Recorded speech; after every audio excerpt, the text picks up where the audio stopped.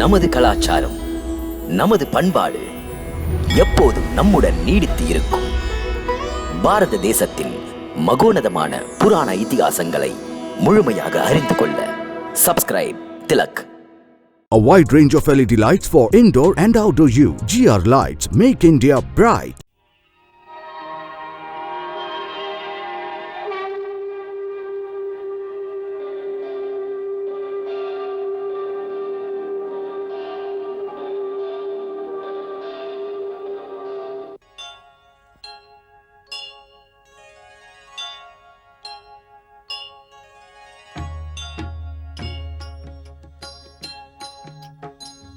சீதாராமன் புனித கதை கேளீரே, மதுரம் மிகுந்த அனுபவம் பெற வாரீரே.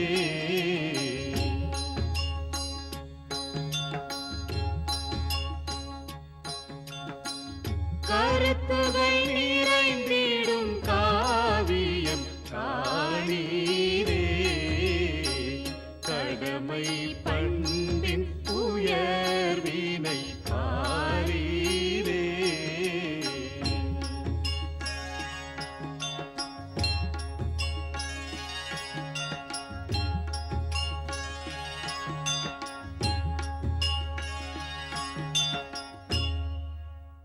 என்ன சொல்கிறாய்?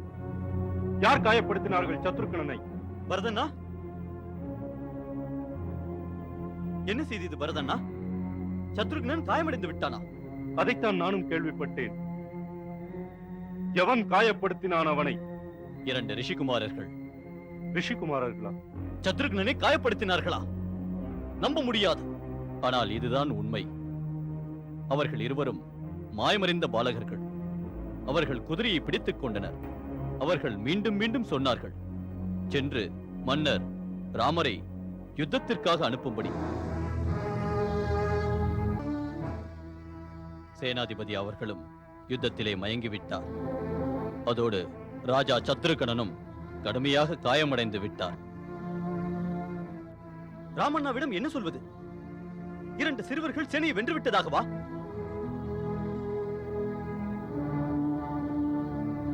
அவருக்கு செய்தியை தெரிவிப்பது அவசியமாகும். அதுவும் இப்பொழுதே. அவர் உறங்குகிறார். எழுப்பத்தான் வேண்டும். வா போகலாம்.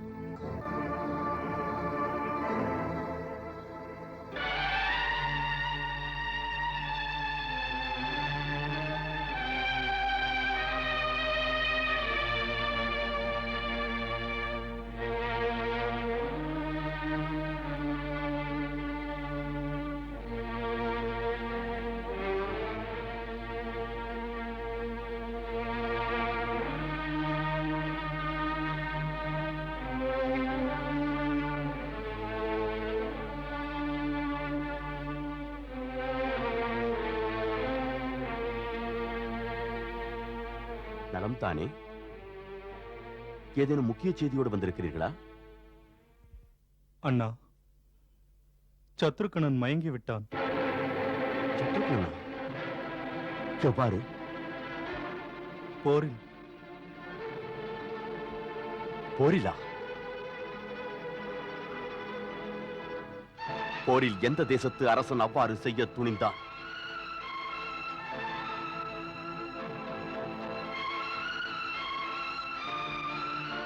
ஆனால் நேற்றுதான் நமது அசுமேத குதிரை கௌசல தேசத்தின் எல்லைக்குள் பிரவேசித்து விட்டதாக செய்தி வந்ததே. பிறகு நமது நாட்டில் யார் அதை தடுத்தது? 2 பாலகர்கள். 2 பால என்ன? 2 பாலகர்களா? ஆம் மகாராஜா, தூதன் கூறினான். ரிஷிகுமாரர்கள் போலிருக்கும் 2 பாலகர்கள் குதிரையை பிடித்துக் கொண்டு கூறினார்களாம், நாங்கள் மகாராஜா ராமனின் சவாலை ஏற்கிறோம், அவரிடம் எங்களுடன் போரிட வரச் சொல்லுங்கள் என்று. சேனாதிபதி மூர்ச்சியடைந்த பிறகு சத்ருக்கணனே நேரில் போரிடச் சென்றானாம். ஆனால் மோசமாக மயங்கிவிட்டான். மிகவும் ஆச்சரியமான விஷயம். சத்ருக்னனை போன்ற வில்வீரனை தோற்கடிக்கக்கூடிய அந்த பாலகர்கள் யாராயிருக்கும்?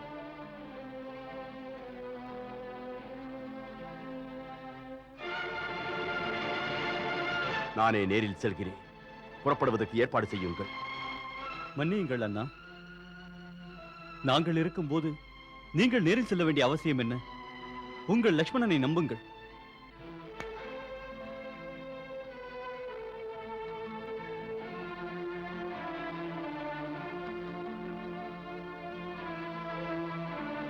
சரி பரதா, சொல்லுங்கள். லக்ஷ்மணனுடன் சிறந்த வீரர்கள் கொண்ட சேனையை நீ உடனே அனுப்பி வைக்கவும். மகாராஜா, 2 பாலகர்களுடன் போராட லக்ஷ்மணன் சேனையை திரட்டிக் கொண்டு போவதா? நீங்கள் உங்கள் சேவகனை அவமதிக்காதீர்கள். இல்லை லக்ஷ்மணன், நான் அவ்வாறு எப்போதும் நினைத்ததே இல்லை. அந்த பாலகர்கள் சாதாரணமானவர்கள் அல்ல என்று எனக்கு தோன்றுகிறது. நிச்சயம் ஏதோ மாயாவிதான் மாறுவேடத்தில் தந்திரம் செய்கிறார். அவ்வாறு மட்டும் இருந்தால் அந்த காலனே 2 பாலகர்கள் போல வேடமிட்டு வந்திருந்தால் கூட என் கைகளில் இருந்து அவன் தப்ப முடியாது. நான் புறப்பட ஆணை தாருங்கள் அண்ணா.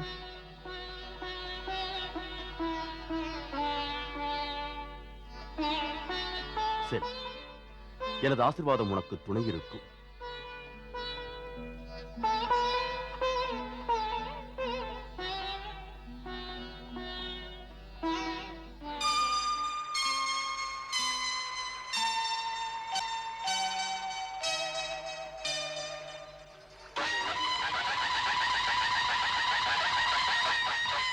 அண்ணா தோப்பா, அயோத்தியாவில் இருந்து ஏதோ ரதம் வருகிறது. அப்போது நிச்சயமாக இதில் ராமர் இருப்பார்.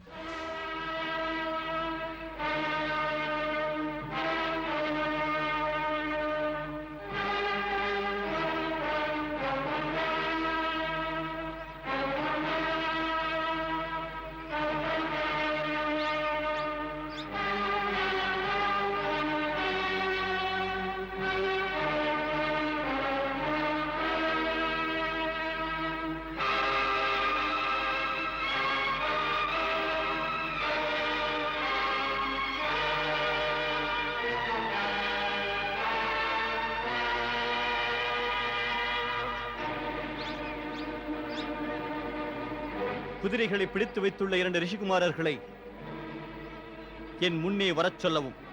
எங்கே அவர்கள்? ஐயா, உங்கள் கண்களுக்கு நாங்கள் ரிஷிகுமாரர்களாக தெரியவில்லையா? நீங்கள் சிறியவர்களாக இருக்கிறீர்கள். இத்தகைய தகாத செயலை எப்படி செய்ய முடியும்? உங்களுக்கு யார் சொன்னது சின்னதாக இருந்தால் தகாத செயலை செய்ய முடியாது என்று? தேள் மிகவும் சின்னதுதான், ஆனால் தன் விஷத்தால் ஒட்டகத்தையே கொன்றுவிடும். சிறிய அங்குசம் தான் பெரிய மதம் பிடித்த யானையை அடக்குகிறது. அதே போல் சிறிய மந்திரம்தான் பகவானை வரவழைக்கிறது. மிகவும் பெரிய பேச்செல்லாம் பேசுகிறாய். நான் கேட்பதற்கு முதலில் பதில் சொல். முதலில் நீங்கள் எங்களது கேள்விக்கு பதில் கூறுங்கள். நீங்கள் தான் அயோத்தியாவின் மன்னர் ராமரா? இல்லை, நான் அவருடைய தம்பி லக்ஷ்மணன். அண்ணா, மறுபடியும் ஏமாந்து விட்டோம். உங்கள் மகாராஜா ராமர் எங்கள் முன் வர பயப்படுகிறாரா? என்ன பிதற்றுகிறாய்? கோபப்படாதீர்கள் ஐயா. கோபத்தால் ஞானம் குறையும். அப்படி ஞானம் குறைவதால் புத்தி தடுமாறும். அவ்வாறு புத்தி தடுமாறினால் மனிதனுக்கு பித்து பிடித்துவிடும். நான் இங்கே முனிவர்களின் அறிவுரையை கேட்க வரவில்லை. முனிவர்களிடம் வந்தால் உபதேசம் கிடைக்கும். அதன்படி நடந்தால் நன்மையே நடக்கும். என்னை பற்றி கவலைப்பட வேண்டாம். 2 குற்றவாளிகளையும் என் முன்னால் கொண்டு வந்து நிறுத்துங்கள். அவர்கள் எமது மகாராஜாவின் யாக குதிரையை பிடிக்கும் தவறை செய்துள்ளனர். நான் அவர்களை தண்டிக்க வந்துள்ளேன். 2 குற்றவாளிகளும் உங்கள் முன்புதான் இருக்கின்றோம். நீங்கள் தண்டனையை வழங்குங்கள். நீங்கள் இருவருமா? இல்லை இல்லை, நீங்களாக இருக்கவே முடியாது. இத்தனை பச்சிளம், சின்னஞ்சிறு கைகள் மற்றும் இந்த சிறிய வில் நீங்களாக இருக்கவே முடியாது. அப்படியே நீங்களாக இருந்தாலும் இத்தனை பச்சிளம் பாலகர்களை தண்டிக்க எனக்கு விருப்பமில்லை. சரி, எங்கள் குதிரையை என்னிடம் திருப்பி கொடுத்து விட்டு போங்கள். போய் சிறுவர்களுடன் விளையாடுங்கள். நீங்கள் எங்களை தண்டிக்க விரும்பாதது நல்ல விஷயம்தான். ஆனால் நாங்கள் உங்களிடம் குதிரையை தர விரும்பவில்லை. குதிரை வேண்டுமென்றால் மகாராஜா ராமரிடம் சொல்லுங்கள்.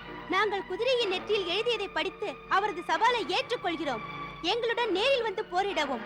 மீண்டும் மீண்டும் தம்பிகளை அனுப்பி எங்கள் நேரத்தை வீணடிக்க வேண்டாம். நீங்கள் கருணை காட்ட தகுதியற்றவர்கள் என்று தோன்றுகிறது. பாவம் பாலகர்கள் என்று உங்கள் மீது கருணை கொண்டு உங்கள் குற்றத்தை மன்னித்து விட வந்தேன். நீங்கள் குற்றத்தை மன்னிக்கிறீர்களா? இது நியாயத்திற்கு விரோதமானதாகும். குற்றவாளிக்கு நிச்சயம் தண்டனை கிடைக்க வேண்டும். உங்கள் அயோத்தியாவில் நிரபராதிக்கும் தண்டனை வழங்குவதே நீதியாகும். அயோத்தியாவில் எந்த நிரபராதிக்கும் தண்டனை வழங்க மாட்டோம். அப்படியா? மகாராணி சீதா என்ன குற்றம் செய்தார்?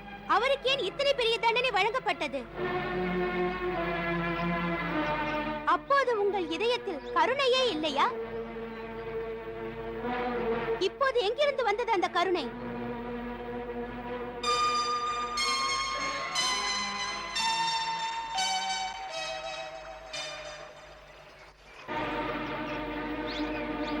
யார் நீங்கள்? குற்றவாளிகள். அதோடு அயோத்தியாவதியின் குதிரையை பிடிக்கும் தகாத செயலை செய்தவர்கள். எங்களுக்கு தண்டனை தர அத்தனை விருப்பம் இருந்தால் அப்போது உங்கள் மன விருப்பத்தை நிறைவேற்றுங்கள். இல்லாவிடில் பேசாமல் திரும்பிச் செல்லுங்கள். எங்களுக்கு உங்களிடம் எந்த வேலையும் இல்லை. நாங்கள் மகாராஜா ராமரிடம் தான் பேச வேண்டும். நீங்கள் எங்கள் நேரத்தை வீணடிக்காதீர்கள். மூட பாலகர்களே, நீங்கள் யாரை அவமதிக்கிறீர்கள் என்று உங்களுக்கு தெரியவில்லை. நான் உங்கள் இருவரையும் ஒரு நொடியில் பொசுக்கி விடுவேன். தாமதிக்காதீர்கள். பிறகு உங்கள் கோபம் தணிந்து விட்டால் எதுவுமே செய்ய இயலாது. எனது கோபத்திற்கு ஆளாகாதீர்கள் பாலகர்களே. நான் யார் என்று தெரியுமா? அந்த மேகநாதனையே கொண்ட லக்ஷ்மணனாவேன். முதலில் உங்களிடம் கோபம் மட்டுமே இருந்தது. இப்போது ஆணவமும் வந்துவிட்டது. இந்த இரு துர்குணங்களும் உங்கள் தோல்விக்கான அறிகுறிகள். நீ மிகவும் திமிர் பிடித்த துடுக்கானவன். நான் முதலில் உன்னுடைய நாக்கை அறுக்கிறேன்.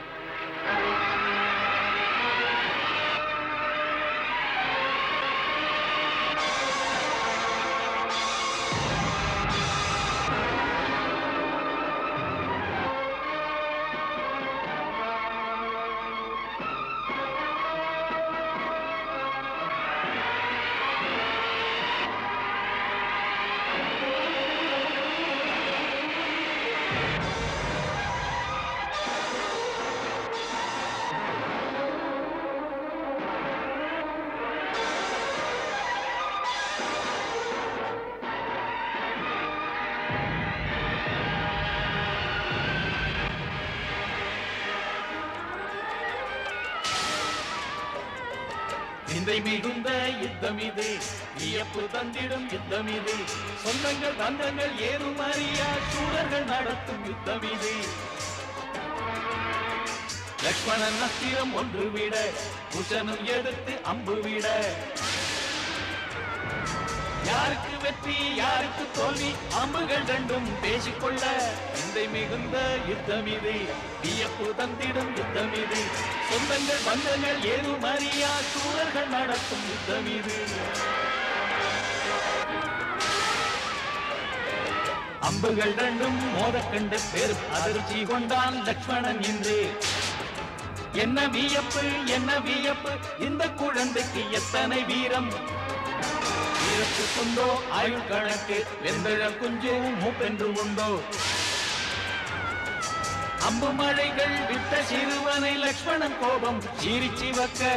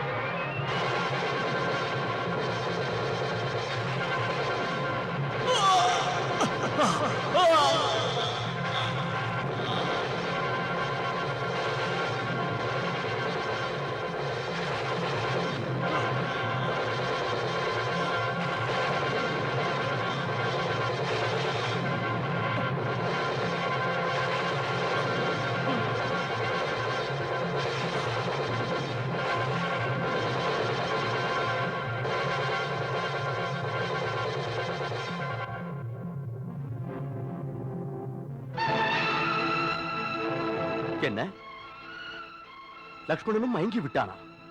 ஆம் மகாராஜா, மிகவும் தீவிரமாக போர் நடந்தது. இருபுறமும் தெய்வீக அஸ்திரங்கள் பாய்ந்தன. ஆனால் ஒரு சக்தி வாய்ந்த அஸ்திரத்தால் குமாரர் லக்ஷ்மணர் முழுவதும் மயங்கிவிட்டார்.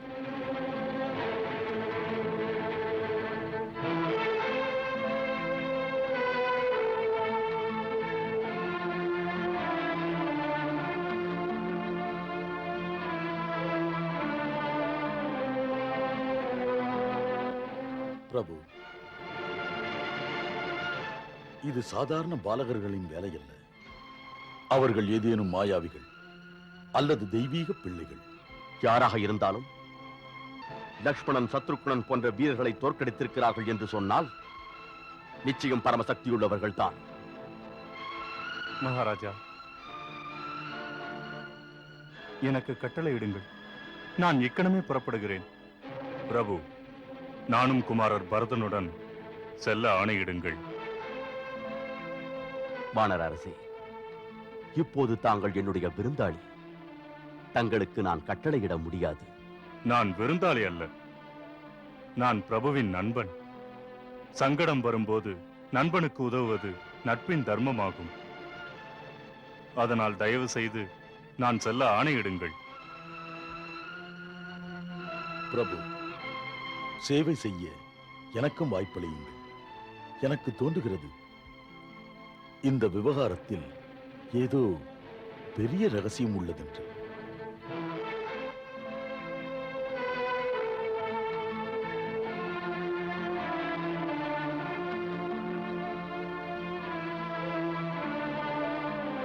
அதுவும் நல்லது. நீங்கள் மூவரும் செல்லுங்கள்.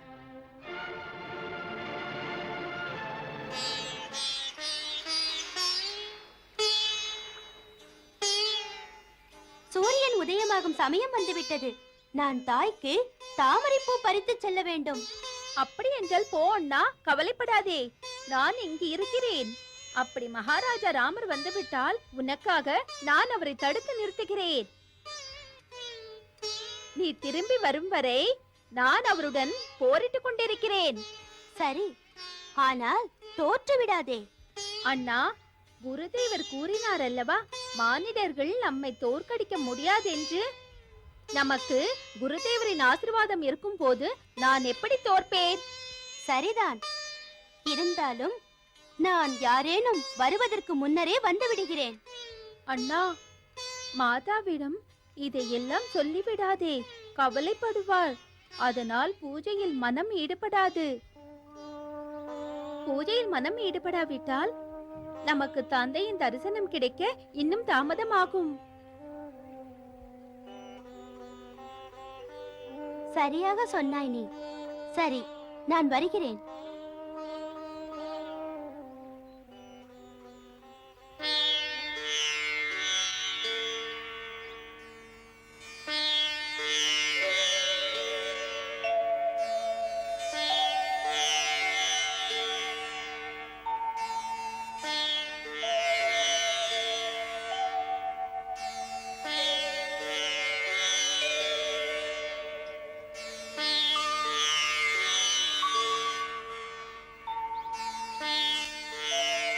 குருதேவா, இப்படி புன்னகை செய்வது எதற்காக? மகளே, நான் இறைவனின் லீலையை காண்கிறேன். எவ்வாறு ஒவ்வொரு மாவீரனின் கர்வத்தையும் போக்குகிறார் என்பதை.